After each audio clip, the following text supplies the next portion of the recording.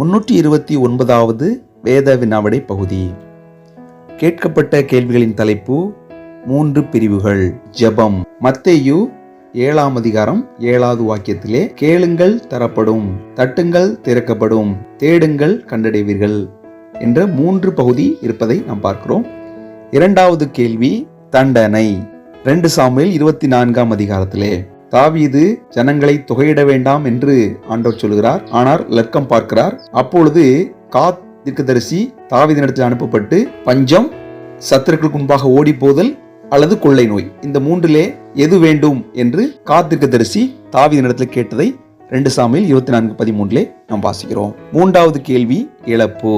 லூக்கா 15ஆம் அதிகாரத்திலே ஒரு ஸ்திரீ 10ல் 1 வெள்ளிக்காசை தொலைக்கிறார்கள்.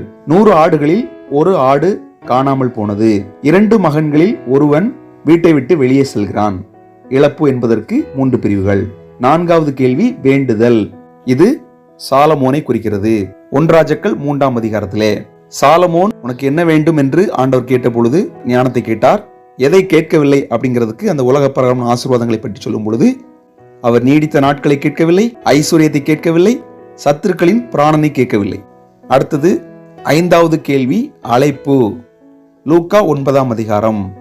ஆண்டவரை ஒருவன் நோக்கி சொல்கிறான், ஆண்டவரை உம்மை பின்பற்றி வருவேன்.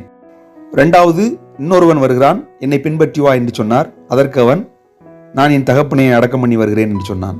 3வது நபர், என்னை பின்பற்றி வா என்று ஆண்டவர் சொல்றார். உம்மை பின்பற்றுவேன், ஆனாலும் என் வீட்டில் இருக்கிற இடத்தில் நான் அனுப்பி வைத்துக் கொண்டு வர வேண்டும் என்று சொல்கிறான். 6வது கேள்வி. இதிலே கேள்வி.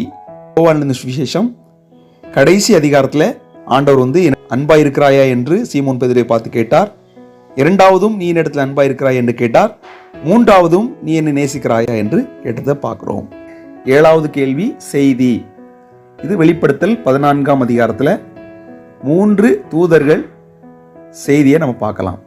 8வது கேள்வி வெளிப்படுத்தல்.